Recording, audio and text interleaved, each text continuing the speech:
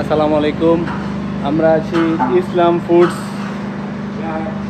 প্রোডাক্টের প্রস্তুতকরণ যেখানে প্রস্তুত করা হয় সেখানে আছি। তো এখানে দেখতে পাচ্ছি মামারা ব্যস্ত।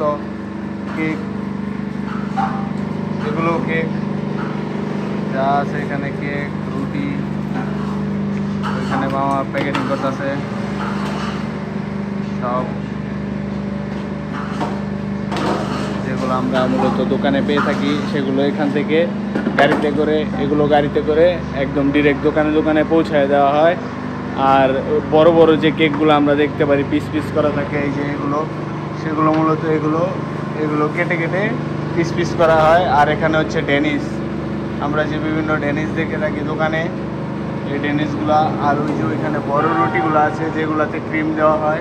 আমরা দেখতে পাচ্ছি রুটি যেগুলো আমরা এগুলোতে লম্বা লম্বা রুটি, এগুলোতে ক্রিম দেওয়া হয়।